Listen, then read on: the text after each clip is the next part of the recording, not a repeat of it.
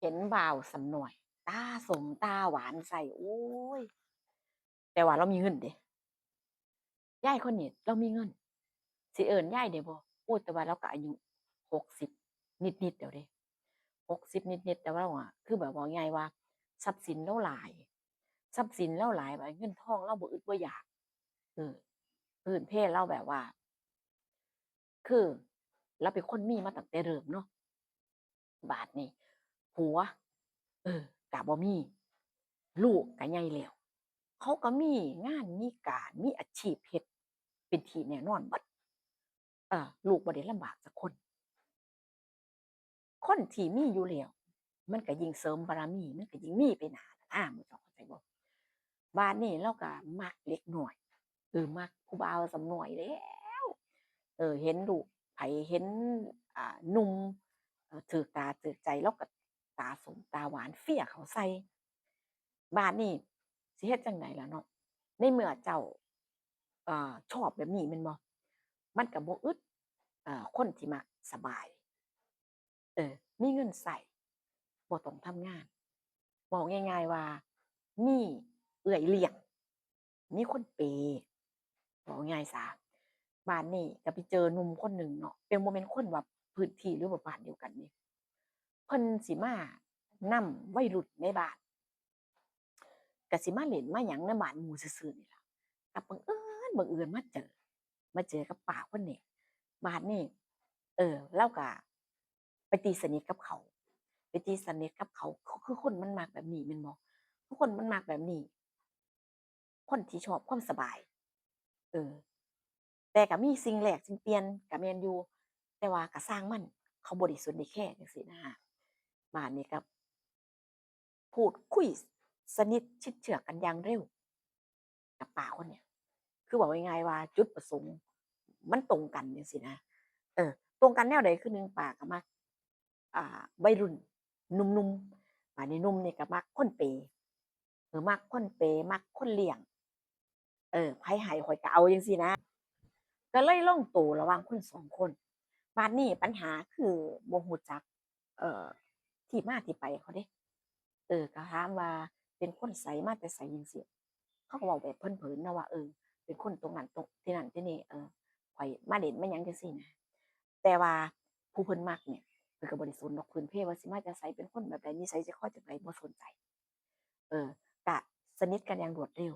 สานสัมพันธ์กันอย่างแบบฉับพลัน ต่างคนต่างได้แฟร์ๆทั้งสองฝ่าย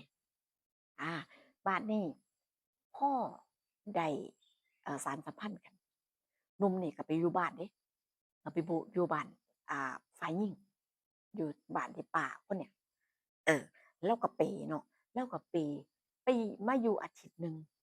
มาอยู่อาทิตย์หนึ่งซื้ออ่าโทรศัพท์ให้พู้นแหล้วอยากได้หยังก็หาให้เว้าง่ายๆเพราะเพิ่นเรามีเงินเดะบาดนี้หนุ่มนี่ก็เลยเห็นว่าป้าเนี่ยเรามีทรัพย์สินหลายนะเรามีทรัพย์สินหลายเราแบบว่าเกาะแด้วสบายเออค่าเรือนเกาะได้คือเราทุ่มเทเนี่ยสบายไปอีกนานเลยเดะบาดนี้ก็เลยตัดสินใจเนาะคุยกันระหว่างคน2คนนี่ว่าหนุ่มสิมาอยู่นำโอ๊ยเราก็ดีใจเราว่าโอ๊ยเจอรักแท้แล้วเราบ่คิดหยังเดะบ่คิดว่าเขาสิหลอกบ่คิดว่าเขาสิมาเอาทรัพย์สินนำเราที่เรามีอะ เราก็ดีใจว่าเขานี่รักเราอีหลีก็ที่ว่าการคุยกันเนาะคน2คนคุยกันว่าข้อยรักเจ้าโน่นนี่นั่นก็ว่าไปตั่วแนวใดมันสิได้แนวใดมันสิดีไหมเบิ่งแล้วหนุ่มน่ะก็สิประสบการณ์หลายก็สิแบบว่าเขาหาผู้หญิงในแบบแนวทางแบบนี้เป็นประจำอยู่แล้วเออลักษณะเพิ่นบัดนี้ส่วนป้าเนี่ยก็ดีใจดีใจว่าเขาสิมาอยู่นำแบบเป็นจริงเป็นจัง เออก็หอบผ้ามาเนาะหอบผ้ามากระเป๋าใบหนึ่งกับมอเตอร์ไซค์ห่างๆแบบว่าวัยรุ่นมักขี่นะดังเสียงดังๆแต่งอะมาอยู่นำเราแต่ว่าหนุ่มเนี่ยเป็นคนที่รูปร่างหน้าตาดีเด้เป็นคนรูปร่างหน้าตาดีรูปร่างแบบว่าบึกบึนรอเข้มอะนะก็เป็นสเปกเราเลยก็คือว่าถ้าจะมองว่าเขาเอาเปรียบบ่มันบ่แม่นการเอาเปรียบเดะก็สิมองดี พอหนึ่งหนุ่มก็มาเฮ็ดให้เรามีความสุขมาเติมเต็มมาเฮ็ดให้เรามีความสุขในสิ่งที่เราต้องการคนสิมักประเภทแบบนี้ก็คือคนที่ขาดผู้ชายบ่ได้แม่นบ่ผู้ชายแบบว่าบ่ได้แล้วก็ชอบหนุ่มที่แบบว่าอายุน้อยวัยแบบว่ากำลังเป็นตาฮักตาแพงประมาณนี้บัดนี้พอมาอยู่นำเออก็ว่าไปหันมานี่บ่สะดวกสบายในการใช้ชีวิตเพราะว่าย้ายเนี่ยเราขับรถบ่เป็นเราสิไปไสมาไสนี่เราก็สิมีแต่มอเตอร์ไซค์บัดนี้ก็เลยอ่าผัวก็เลยวางแผนว่าอยากได้รถยนต์จักคันหนึ่งเวลาบ่สบายหรือว่าการเดินทางไปหันไปนี่เข้าตัวเมืองมันก็สะดวกสบายแก่เจ้าของเออบาดนี้ก็บ่เป็นปัญหาเพราะว่าเราเป็นคนมีเงินเนาะแม่ใหญ่นี่เรามีเงินเราก็เลยแบบไปซื้อแต่ว่าก็บ่แม่นมื้อหนึ่งดอกเป็นคุดมุดมื้อสองซื้อสดซื้อสดให้เลยเอาวะมื้อสองก็เอาแม่นบ่ของฟรีได้นี่อืมของฟรีได้นี่ไผสิบ่เอาแม่นบ่ล่ะ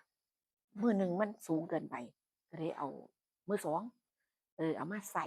เอ้ยก็แม่นบ่ล่ะชีวิตนี้ยังบ่ทันเคยมีรถเป็นของเจ้าของซื้อก็ซื้อให้เป็นชื่อของผัวได้เดะของของของหนุ่มเลยซื้อให้เป็นชื่อเขาเลยซื้อสดพร้อมข้อยพึงพอใจแรงข้อยมักหลายว่าซั่นบาดนี้ถามว่าเรามีพี่น้องบ่เขามาโต้แย้งเขามาบอกมาจ๋าว่าเรามีพี่น้องเออมีพี่น้องอยู่2คนเป็นผู้ชายทั้งหมดบาดนี้ก็ไปก้าวไก่ชีวิตเราบ่ได้เออหนึ่งเราเคยช่วยเหลือพี่น้องมามากมายไกลกองแล้วเพราะว่าญาติพี่น้องก็บ่ได้ฐานะดีคือเราเออบาดนี้เว้าหลายก็บ่ได้เราว่าเงินก็เงินข้อยบ่มีไผได้มาเดือดร้อนนำข้อยเดะหมู่เจ้ามาจกกระเป๋านำข้อยอยู่บ่อย่าเว้าหลายเออบุญคุณข้อยนี่มีกับพวกเจ้านี่มากมายไกลกองเดะนั่นแล้วบาดนี้ก็เม็ดอิ่มสินเว้าหยังบ่ได้เลยญาติพี่น้องเว้าบ่ได้เลย เราก็บอกขึ้นมาว่ามันเป็นทรัพย์สินมันเป็นสิทธิ์ของเราแล้วสิให้ไผมันก็เรื่องของเราเออเขาสิมาหลอกอีหยังเขามาอยู่น้ำข่อยเด้เขาบ่ได้เที่ยวไปเที่ยวมาเขาบ่ได้มาแบมือขอแล้วก็หนีเด้เขามาอยู่น้ำข่อยอยู่น้ำกันในฐานะผัวเราว่าจังซี้เราว่าเขาหักเราคือกันอ้าวเฮ็ดจั่งใดบัดพี่น้องก็ต้องปล่อยอยู่กับนำกันประมาณปีหนึ่งหนุ่มคนนี้มาอยู่แบบว่าคือกินๆนอนๆมีเงินให้ใช้ บ่เอาก็บ้าแล้วแม่นบ่อยู่ไปอยากไปไสก็ได้ไปอยากไปเลาะไสก็ได้ไปเงินเริ่มเบิดเดะบาดนี้เงินเริ่มเบิดเงินเก็บเนี่ยเอาไปซื้อรถส่วนหนึ่งแล้วก็ใช้จ่ายผัวบ่ได้เฮ็ดงานแม่นบ่ก็ใช้ไปใช้ไปใช้ไปใช้ไปเบิดบาดนี้แนมเห็นที่ดินสวนอืมแนมเห็นที่ดินสวนก็ปลูก ยางไว้มันบ่ทันได้พอกรีดเดะบาดนี้ถ้าขายก็เป็นราคาแหน่เพราะว่าเป็นที่โฉนดพร้อมแล้วก็มีต้นยางพร้อมหมายถึงว่ามันสมบูรณ์แบบอะนะขายได้เงินหลายแต่ว่าเราก็แบ่งขายครึ่งหนึ่งเออที่ดินประมาณ30ไร่เราก็แบ่งขายครึ่งหนึ่งเพราะว่ามันสิได้กรีดแล้วก็ได้เงินมาเป็นก้อนถึงขนาดว่ามากทีเดียวผัวนี่ก็ยิ้มเปื่อยเปื่อยอ้อซ้อปากหวานเว้า แนวใดมันสิได้แนวใดเจ้าของสิสบายแม่นบ่คนมักย้องมันก็ต้องสรรหาคำเว้าดีๆมาอ่อยแหล้วแม่นบ่ล่ะเออก็ใช้ไปใส่ไปใส่ไปเบิดอีกเข้าปีที่2เบิดบาดนี้บาดนี้ก็เริ่มคิดเนาะผู้ย้ายนี่ก็เริ่มคิดว่าเฮ็ดจั่งใดน้อบาดนี้คันคันบ่ขายนี่ก็บ่มีเงินใช้ บาดนี้ก็เริ่มระหองระแหงกันนี่ระหว่าง2คนระหว่างผัวๆเมียๆเนี่ยระหว่างหนุ่มเนี่ยบ่เฮ็ดงานเฮ็ดการหยังเดะเกาะกินอย่างเดียวแต่ว่าเราก็ฮักของเราเนาะบางคนก็สิฟังแล้วก็สิว่าคือสิตามืดหน้ามืดตามัวคักแท้โอ๊ยบักอร่อยเนาะต้องเบิ่งหั้นแหล้วเฮ็ดให้คนแบบว่าเสียคนไปเลยก็ยังมีเดะอันนี้มันคือเรื่องจริงบ่แม่นว่าข้อยเว้าเอาเดะมื้อเจ้ามันมีอีหลีบัดนี้ ก็เริ่มสิคิดแหน่เนาะว่าเบิดแล้วเด้บาดนี้เจ้าของก็อายุหลายสิไปทำคันเบิดนี่ถ้าไปหาทำมาหากินหยังล่ะคันเราบ่เอาผัวคันเราอยู่แต่เรานี่เราบ่ลำบากบัดแล้วคิดไปเดะบัดนี้ว่าถ้าเจ้าของแบบว่าอ่ามีอันเป็นไปเนี่ยทรัพย์สินตรงเนี้ย มันก็เอาไปนำบ่ได้ดอกเราก็คิดไปจังซี่นะแต่ว่าถ้าสมมุติว่าเอาลูกเจ้าเดะล่ะยายลูกเจ้าเดเจ้าแบ่งให้ลูกคนนั้นคนนี้เราก็ว่าลูกเรานี่เขาก็เหลือมือเขาบ่อึดบ่อยากเงินเขาก็มีเขาบ่มาสนใจสมบัติของแม่เพราะสำนี้ดอกเราก็คิดแบบนี้อีกบาดนี้ในเมื่อมันมีปัญหาเนาะมีปัญหาเพราะเงินขาดมือมันเริ่มจะคุยกันบ่รู้เรื่องในบาดนี้ตัดสินใจขายอีกผู้ซื้อกับผู้เดิมนี่ล่ะยอมเอาเดะอืมขายอีกขายใส่ขายกินเบิดเงินเก็บอย่างหลายก็เบิดไปแล้วสวนก็เบิดไปแล้วบาดนี้คนก็หลายเว้าหลายคนก็หลายปากหลายเว้าเนาะชาวบ้านก็ว่าอุ๊ยยายเจ้าสะอ่อนบักอร่อยมันคักแท้บ่เจ้าคือยอมทุ่มเจ้าคือแบบว่าซื้อรถให้ขายที่ดินมาเลี้ยงมาเปย์เขาจังซี้ให้กินให้ใช้ในแต่ละมื้องานการก็บ่เฮ็ดทั้งๆที่เขาเป็นหนุ่มน้อยเป็นหยังคือบ่ไปเฮ็ดงานเป็นหยังคือบ่หาเงินเข้าบ้านเป็นหยังคือบ่ช่วยกันจังซี้นะเป็นหยังคือเจ้าต้องเลี้ยงเขาทุกอย่างเราก็ว่าความสุขเราว่าความสุขเขาให้ความสุขข้อยได้เออ ความสุขทางกายพึงพอใจข้อยบ่เสียดายหยังข้อยอยู่บ่ได้ดอกถ้าบ่มีเขาแล้วก็บ่คิดว่าสิมีไผจริงใจแล้วก็ให้ความสุขเราได้ขนาดนี้เราก็มองจังซี้เดะเราบ่ฟังไผเดะบัดนี้มันเป็นสิ้นสุดท้ายแล้วเขาว่าข้อยพนันให้เลยไผก็เว้าว่าถ้าเงินก้อนนี้จะเบิดนะถ้าจะบ่มีมาให้เขานะเขาสิถิ้มเจ้าหนีเจ้าสิเหลือแต่โตคนเดียวแถมยังลำบากเงินสิกินก็บ่มีมันเบิดแล้วเดะสิ้นสุดท้ายแล้ว อิหยังก็สร้างข้อยบ่เชื่อว่าเขาสิถิ้มข้อยรักเลาก็โลกภายนอกเลาบ่ไปสังคมกับไผแล้วเอาแต่ผัวกกกันอยู่ในบ้านบ่ไปไสเอออยู่จั่งซั้นคันมีเงินก็อีอ๋อหวานกันล่ะแต่ถ้าบ่มีเงินมันก็เริ่มขมบาดนี้ก่อนสุดท้ายก่อนสุดท้ายก็ผ่านไปอย่างรวดเร็วเพราะว่ามีแต่กินมีแต่ใช้บ่หาเข้ามาเดะแม่นบ่ผัวก็บ่ทำงานเบิดบาดเบิดก็เหลือแต่บ้านหลังที่อยู่ได้สติแล้วบาด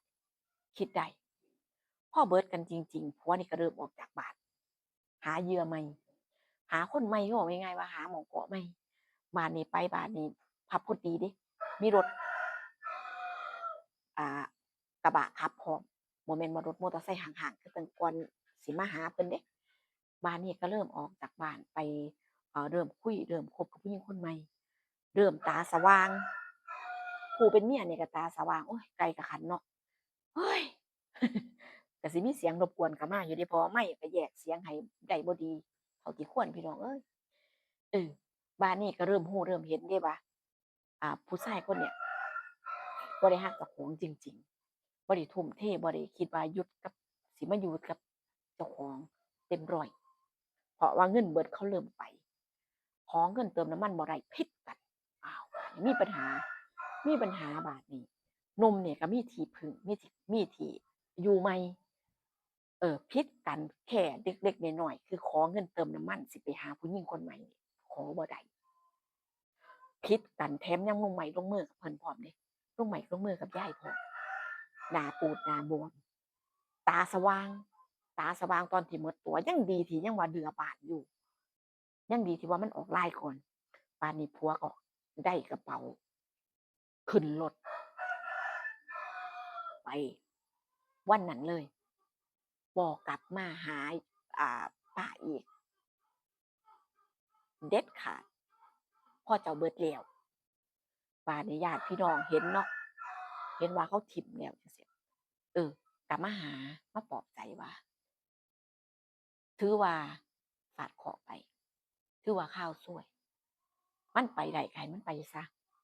เออยังดีที่ยังเหลือบาดนี้พอได้ซุกหัวนอนบาดนี้ก็เป็นภาระของลูกเดะบาดนี้ยังดีที่ลูกเราเนี่ยเขาพอโตเออเขาก็บ่ได้ลำบากลำเค็ญฐานะเขาก็ดี ลูกก็ได้ส่งอ่าได้หมายถึงว่าดูแลให้แต่ละเดือนให้ได้กินจือคักหลาบคักบาดนี้เลาว่าโอ๊ย แต่น้ำหมักอร่อยบาทนี่เบิดโตทั้งแต่ความเป็นจริงนี่เราบ่ลำบากเลย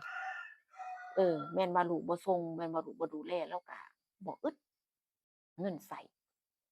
บาดนี้สวนยางเขาซื้อไปเนาะเขาก็เปิดหน้าเขาก็ได้ขายบาดนี้อุ๊ยถ้าเกิดว่าบ่ขายเนาะถ้าเกิดว่าบ่หลงผัวนะ